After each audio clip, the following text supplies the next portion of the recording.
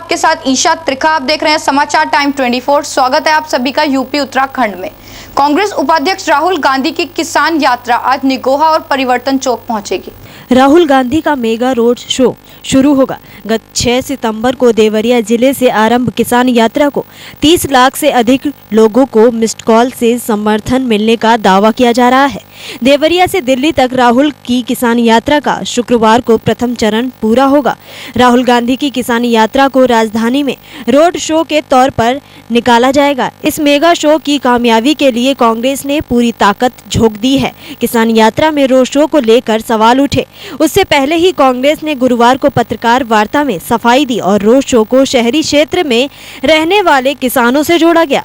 Road show के दौरान सर्वधर्म समभाव संदेश देने के लिए राहुल मंदिर, गुरुद्वार व चर्च के साथ अंबेडकर छात्रावास भी जाएंगे।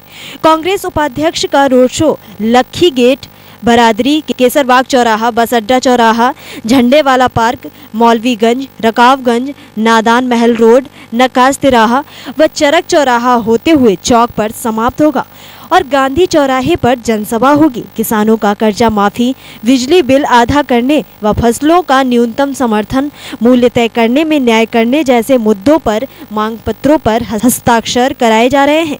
चुनाव प्रबंधन विशेषज्ञ प्रशांत किशोर की टीम मांग पत्रों को एकत्रित करने में जुटी है।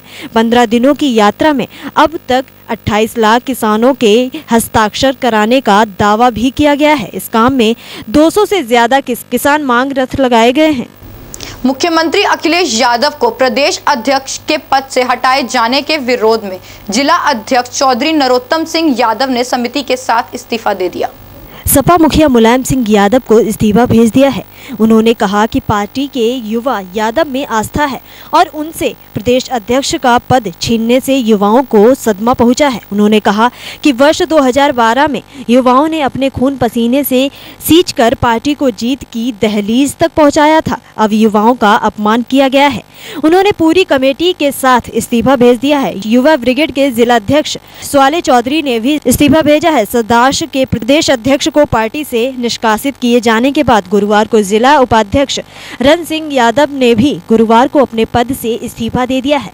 सपा छात्र सभा के शीर्ष नेताओं से मुलाकात कर प्रदेश अध्यक्ष पर मुख्यमंत्री अखिलेश यादव को पुनः नियुक्त किए जाने की उन्होंने मांग की है। बीजेपी के पूर्व नेता दयाशंकर सिंह और उनके भाई धर्मेंद्र सिंह पे महिंद्रा एंड महिंद्रा कंपनीज ने धोखाधड़ी का मामला दर्ज कराया है।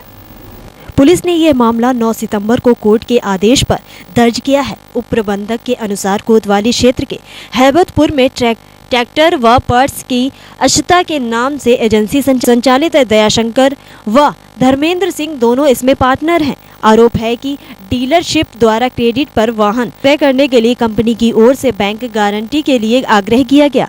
इस पर एजेंसी द्वारा 11 मार्च 2014 को 60 लाख रुपए की बैंक गारंटी कंपनी को दी गई है। गारंटी SBI की सुखपुरा शाखा से निर्गत की गई थी। इसका समय समय पर विस्तार भी किया जाता रहा।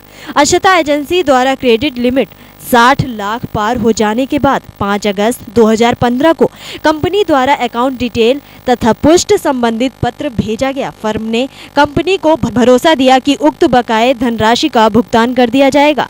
इस विश्वास पर कंपनी आपूर्ति करती रही। एजेंसी पर 31 दिसंबर 2015 तक करीब 73 लाख रुपए का बकाया हो गया है। बकाये की वसूली के लिए कंपनी ने 14 फरवरी 2016 को बैंक के शाखा प्रबंधक को पत्र लिखा। बैंक ने जवाब दिया कि यह गारंटी अस्तित्व में नहीं है। बैंक ने इस संबंध में एजेंसी संचालकों से कई पत्राचार भी किए और पर कोई सुनवाई नहीं हुई। ऐसे में कंपनी ने कोर्ट में गुहार लगाई है। कोर्ट के आदेश पर पुलिस ने मुकदमा दर्ज कर लिया है। कर्जा माफ, बिजली बिल हाफ का वादा लेकर लालगंज के एक कॉलेज पहुंचे कांग्रेस उपाध्यक्ष राहुल गांधी ने कहा कि पार्टी किसानों की मित्र है और ये कहते हुए उन्होंने केंद्र सरकार पर जमकर निशाना साधा। श्री गांधी ने कांग्रेस को किसानों की पार्टी बताते कहा कि किसान कांग्रेस पार्टी पर भरोसा करता है। यूपीए सरकार में किसानों का 70,000 करोड़ रुपया कर्ज माफ हुआ, केंद्र सरकार ने उससे भी ज्यादा 110,000 करोड़ रुपया माफ किया है, लेकिन वह किसानों का नहीं बल्कि महज 12 उद्योगपतियों का है। यही कारण है कि मोदी से लेकर बीजेपी के बड़े नेता इस विषय में बोलने से बचते हैं। राहुल गांधी ने कहा कि बीजेपी किसानों के हिस्से का धन लूटकर उद्योगपतियों में बांटने का काम कर रही है। शायद यही कारण है कि आगामी बजट से रेल बजट को हटा दिया गया है, क्योंकि उस धन को मोदी जी अपने मित्रों में बांटना चाहते हैं। उन्होंने कहा कि भले ही केंद्र सरकार रेल बजट बंद कर दे, लेकिन उसकी जगह किसानों के हित में नया बजट जारी कर दे। कुमडोरा गांव निवासी राम बहादुर सिंह, कोरिहरा निवासी त्रिवेणी बहादुर, नंद किशोर छज्जपुर आदि किसानों ने राहुल गांधी से रायबरेली जिले की सूखी पड़ी नहरों, बंद हो चुकी स्पिनिंग मिल, पानी के गिरते जलस्तर, बदहाल विद्युत आपूर्ति के विषय में शिकायत की। जब राहुल गांधी ने कहा कि क्या इसके बदले वह केंद्र सरकार से किसी तोहफे की उम्मीद लगाए हैं, तो किसानों ने एक स्वर में कहा कि वह सब मेहनत करना जानते हैं, केवल बुनियादी जरूरतें समय पर मुहैया हो जाएं और उन्हें ना तो कर्ज लेने की आवश्यकता है और ना ही किसी के तोहफे की। इस पर राहुल गांधी ने कहा कि शारदा नहर के लिए यूपीए कार्यकाल में 105 करोड़ रुपए प्रदेश सरकार को भेजे गए थे, लेकिन लखनऊ में शायद साइकिल चलाने में किसानों का यह धन खर्च हो गया है। उन्होंने कहा कि किसान की हालात खराब हैं।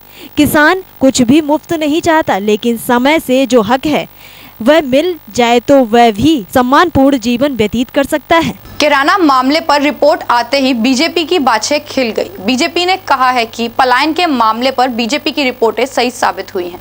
बीजेपी सांसद मौर्य के मुताबिक कैराना पलायन प्रकरण पर राष्ट्रीय मानवाधिकार आयोग की जांच रिपोर्ट में अपराधियों के भय से पलायन को सही पाया जाना प्रदेश सरकार को आईना दिखाता है। उन्होंने कहा कि कैराना सहित सभी स्थानों से हुए पलायन की सीबीआई जांच ही अब एकमात्र विकल्प है। मौर्य ने कहा कि बीजेपी ने 15 जून 2016 को नेता विधानमंडल सुरेश खन्ना के नेतृत्व में जांच दल कैराना गया।